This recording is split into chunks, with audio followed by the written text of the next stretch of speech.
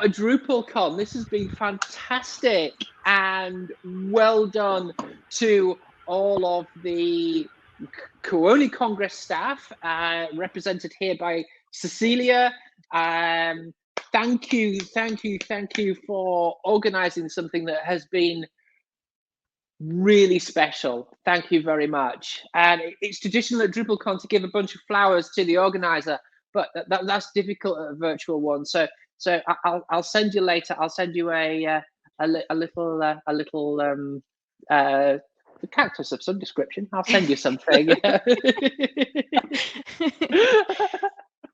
Okay, but also thank you to a very special team, which has been the Kuoni Advisory Group. So this has been a group that have been working to help Kuoni Congress understand what DrupalCon is. Who are all these strange Drupal people? And you can see some of those faces here right now. We've got Imra, we've got Jean-Paul, we've got Badi, we've got Stella, we've got Dan, and Gabba's here, and all these people. I can't tell you how much work they have put in over the last year to make this week happen. So from me, and I'm sure from all of us, thank you. Yeah, thank you so much. And I can't afford that many flowers, so but thank you to you all.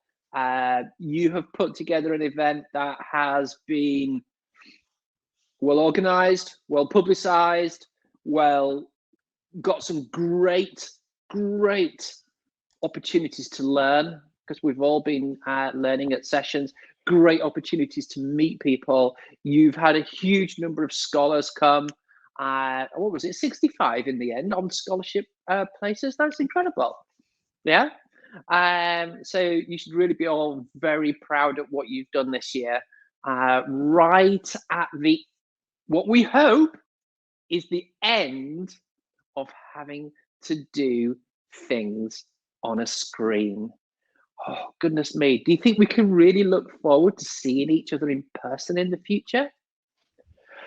In the future, which is why we're here, we want to be able to find out from all of you, both the people on the screen, but mainly all of you watching, what do you think the future of DrupalCon Europe is?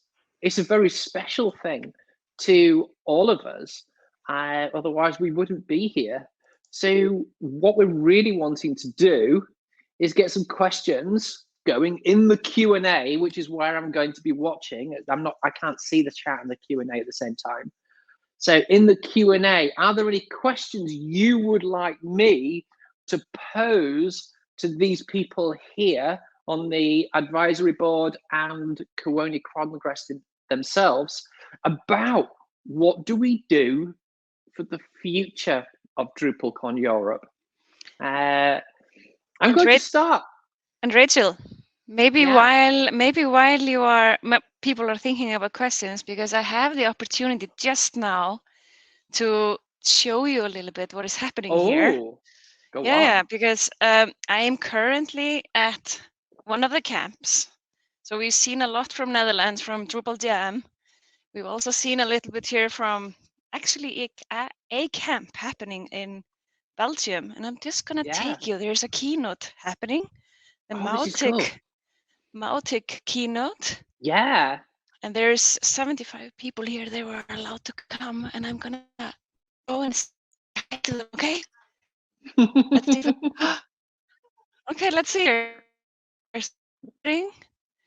Say hi. So they're all saying hi, and I'm not going to bother you anymore, but we're closing up DrupalCon Europe. So good luck. Bye. Okay, so well, that's so this awesome. is maybe maybe the future. We're maybe this has got something to do with the future, but meeting in person, that could be really interesting. Okay, so I'm starting to get some questions in, which is great. And I think that I can start off. Somebody said, how much coffee was consumed? I can tell you it was about 800 liters just in this house. I don't know about anywhere else. Yeah, and that's a tea on top as well. But there's an anonymous question, and I do love names. I do love names if you can add them, please. That said, you said, and I think it was me that said this, you said in a prior Q&A, I think it was the Dries Q&A, that DrupalCon doesn't have to be the same everywhere it's held. What could some of these new versions of DrupalCon look like? And maybe I could ask anyone on the board at the moment, on the screen at the moment, to stand up on that. I don't know if Gabor got his microphone off. Have you got any thoughts on that? Sure. Yeah, I mean, this is one version of DrupalCon. So we have DrupalCon and the camps came together and created an event where some of the camps participate online at DrupalCon, and some of DrupalCon feeds into the camps locally. So we are like working together as a hybrid. And I was probably the most suspicious about mixing online and offline. I guess Cecilia can tell you that I was like, no, it's not going to work. It's impossible. No, nope. But it's working well, I think. It's working well that we can participate in events remotely, and the people can come together and participate in DrupalCon and see each other. So this is a version. The previous DrupalCon North America was a version where we were focusing on initiatives each day and had an initiative keynote, and then had contribution focused on the initiative, etc. We also mixed up the contribution this time with half days of contribution instead of a dedicated contribution day. So there's a lot of things that we can tweak and see what works and what doesn't. And yeah, it doesn't need to be the same formula everywhere. The US has also been experimenting with tacking on different events on the side of DrupalCon and serving different audiences that would not normally go to DrupalCons. So I think there's a lot of options that we can experiment with. Yeah. Anybody like to add to that? No, but I just agree, and I see like the power that is happening here. So one of the diamond sponsors here, Dropsolids, they are providing the office, and the team here is organizing everything with the limits of the, how many we can come together. And I'm actually really excited about this model, because I'm thinking about everyone outside of Europe and the United States. How it's a long travel to go to the United States from Europe, or from Asia to Europe, or in the other way, in all directions. So how can we actually make this happen? And I think this is one way to do it. And we started to brainstorm about this, I think, in 2018. How can we actually maybe do some local events, or a little bit of, not the local events, but more of how can we bring these local communities together and show how strong we are in different regions? And this is just a great example of that happen. I know, Cecilia, from Kuoni team, we bring in new ideas every year. We're really sorry for that because I know that the Kuoni team has always been like extremely flexible, because we all every year we come and say like, we have something new that we want to do this year. So thank you, Kuoni team, also for like taking all the risk of doing things differently than expected and putting on extra work. So I really hope that when maybe there's something going to be happening in Portland. I don't know, Rachel. The Drupal Association is maybe maybe there's some cool ideas of how we can participate. But I think there's nothing decided yet. But maybe there will be some ideas going on. I think that there is nothing decided. I think it's a big question, and obviously DrupalCon Portland is really not that far away. So if we were to do something, we'd have to think about that quickly. Yeah, like really close. So it would be lovely. I think what we need is for the Drupal Association to see the desire, and also remember that DrupalCon North America pays for a lot of the things that we all use every day, Drupal.org, etc. So it has to be, and I'm sure Cecilia can understand this as well, when we do a hybrid event or a virtual event, it actually has to pay for us to be able to do things like Drupal.org. So it's a complex matter. It really is. But, if you think that having that hybrid and being able to talk from a long distance is super important, come up with the ideas of how to do it, and come up with the way that it helps pay as well, to do it hybrid. Yeah, that would be really interesting. I'm seeing a lot of things. So Lisa's just saying allowing remote participation would allow European people to attend US events, and people like, you know, marginalized groups that can't access DrupalCon could get out of that, you know, get that opportunity. That is a really big deal. Yeah, we've seen the number of scholarships we could bring here to DrupalCon Europe, and being able to do that on a scale that virtual does help with that. Yeah, I know that DrupalCon North America, last time it was in person, we were celebrating having 14 people on scholarship places, and then the following year we had 150. It's kind of funny, isn't it, how it kind of works out. Yeah. So yeah, absolutely. I'm seeing some things about contribution as well, which are interesting. Alexei Koropov said it would be great to inject some interesting pre-selected tasks into Drupal contributions.opensocial.site contribution events, most voted bugs, etc., to discuss if no new tasks visitors are bringing. I'll say something about this, and I'm sure Gabor might have something to say about this as well. We have a thing where we do some issue triage. Being able to represent those issues and put them somewhere on the Open Social site on Drupal contributions would be awesome. I think if we're going to continue to use that platform, being able to expand its capabilities so that we can better prepare people, yeah, that would be amazing. And I would love for people to step up and volunteer to help with that. Any thoughts, Gabor? Yeah, the mentoring team does a bunch of triage to prepare for the mentored contribution event, and that's going to happen. That's just starting off right now, basically.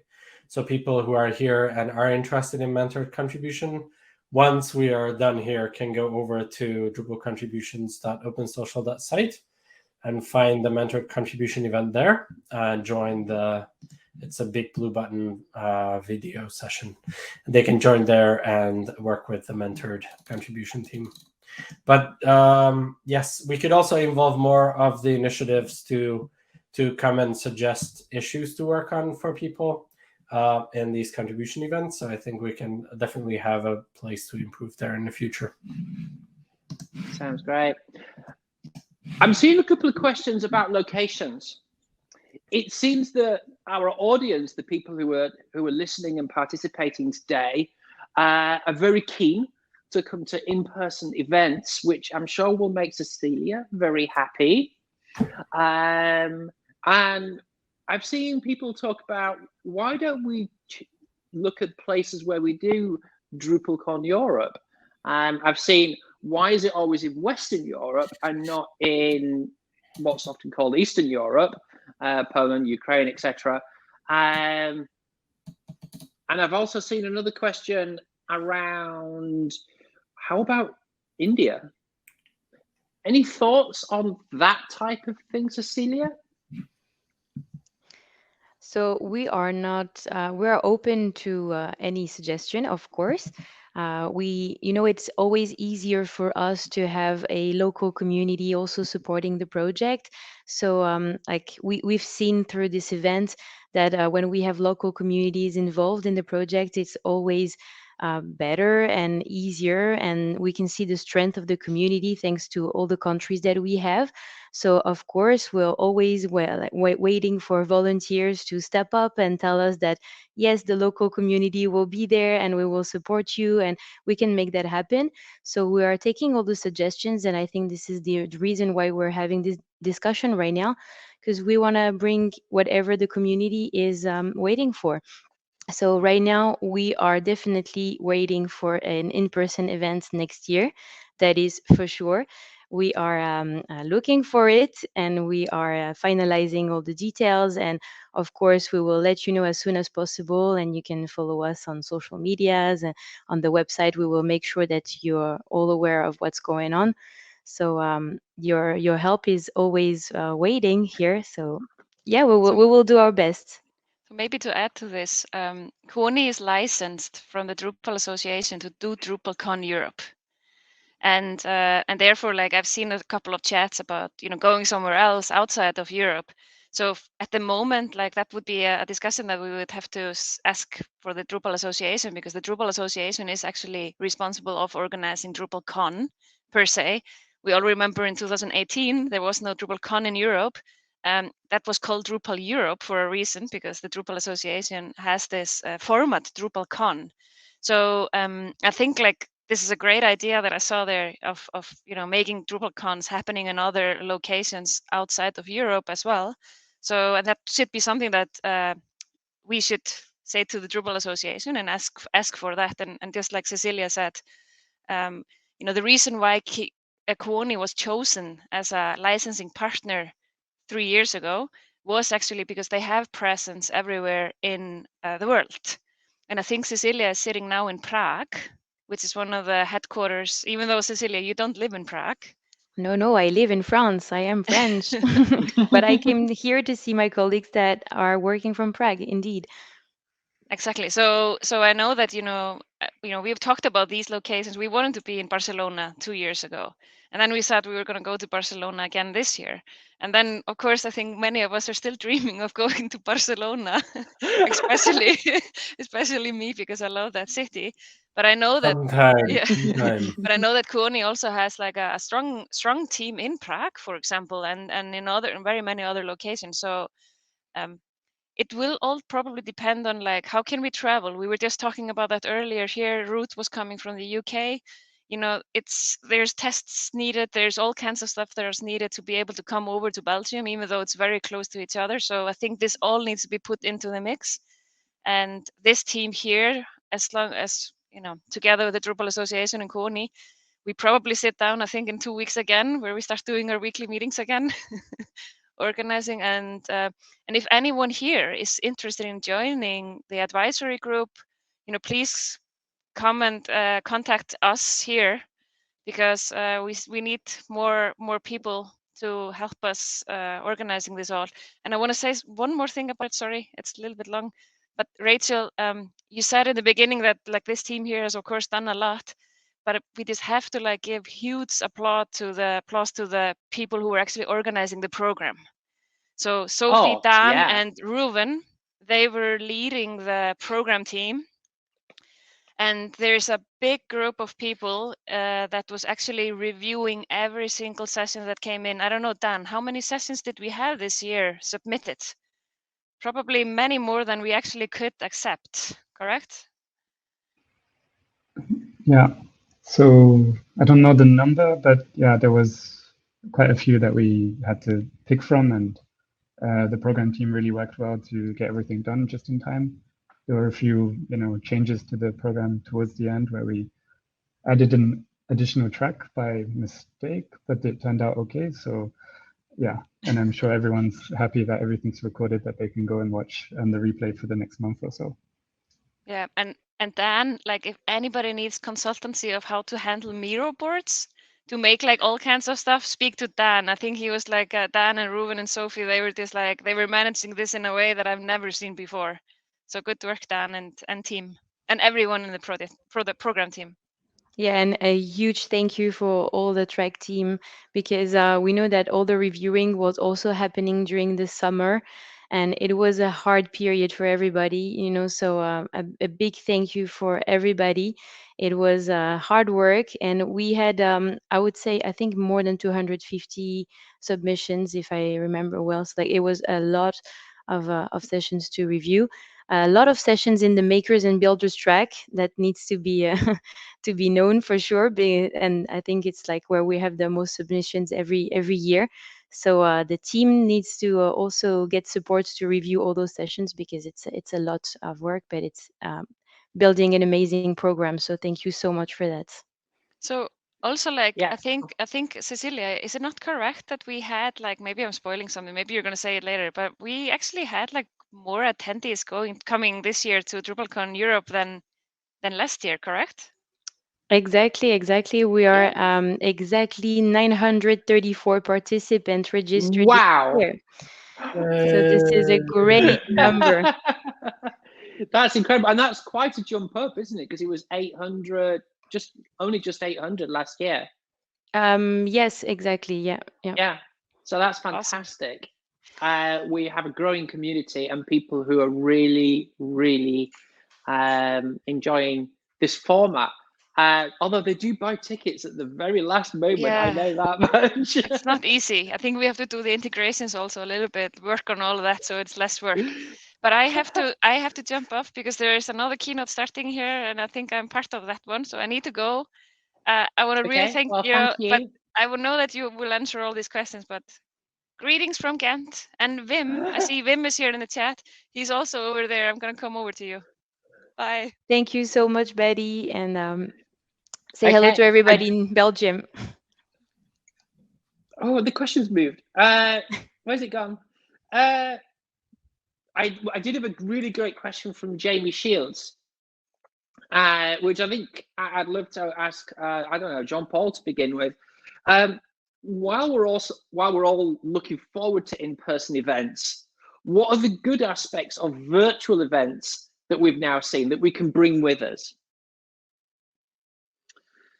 I think that even virtual event can be done somewhat hybrid, and that's a contradiction. But what we did with Drupal Jam is bring people to our studio to present from there, which gave them some kind of a comfortable environment, not presenting from home, but being amongst the community, and that gave a real warm feeling for to do your talks.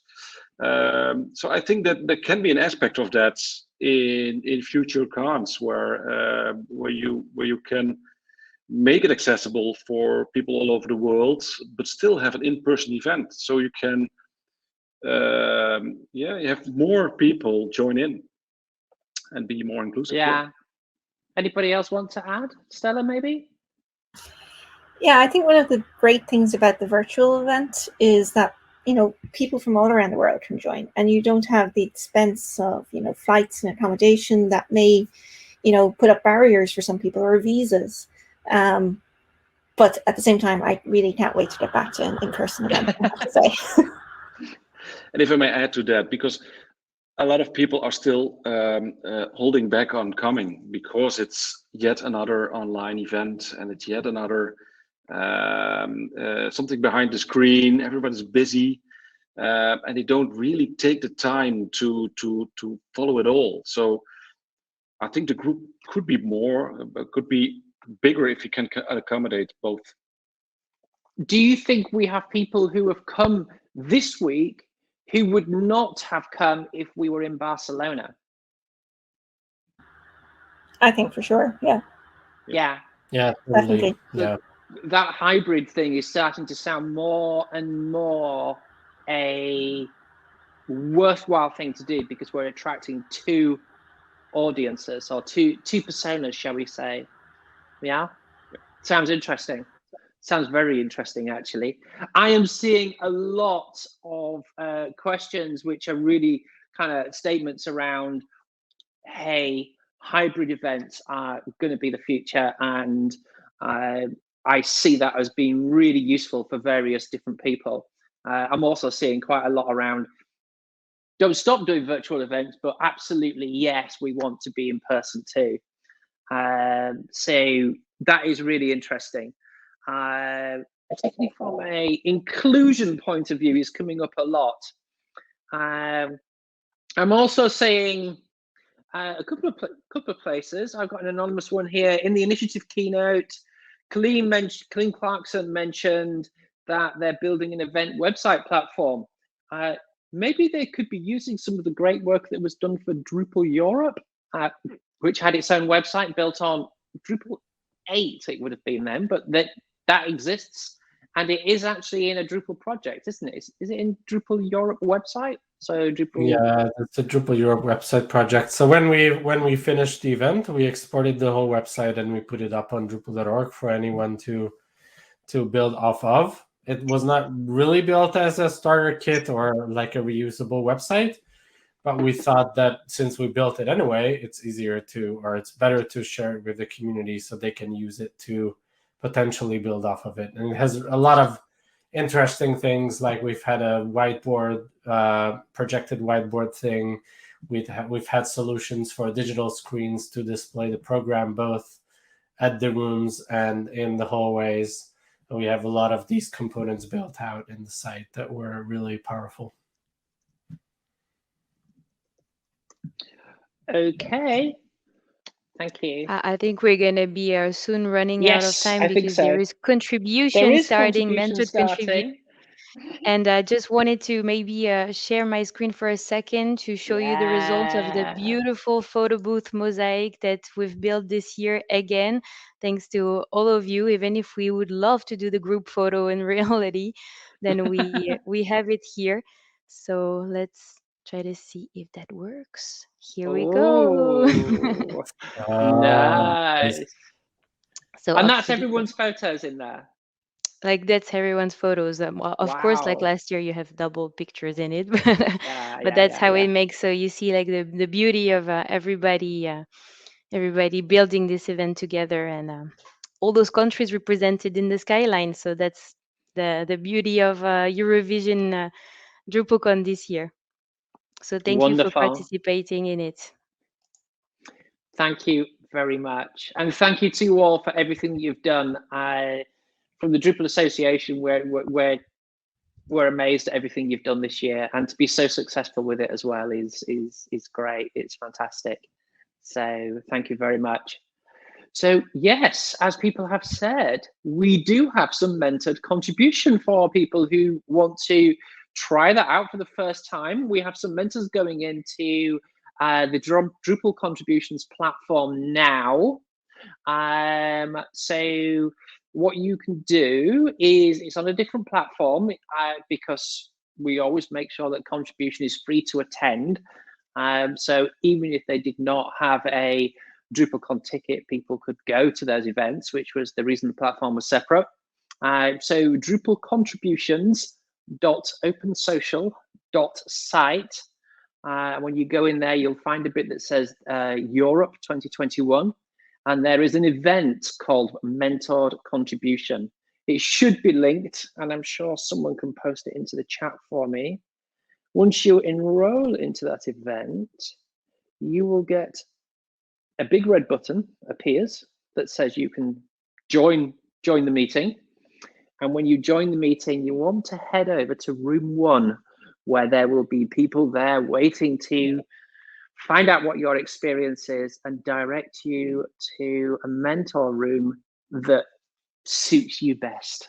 And we'll take it from there. So feel free, have a look round, say hello when you get in there, and people will try to help you find the right place. Okay. Thank you, everyone. And now, one more thing, if you know where you want to contribute, there's also the Thursday contribution co-working event, which also starts, well, 2 minutes ago, I guess. It started 2 minutes ago. The same, absolutely. And join. Yeah, if you actually do know your contribution, then absolutely go to the general contribution area. Absolutely. Yes, well reminded, Cabo. Right, well, in that case, thank you again, and we will all see you next year. Thank you, everybody. Have a good afternoon contributing. Thank you. Thanks, everyone. Thanks for coming. Thanks, everyone. Thank you. Bye-bye. Thank you.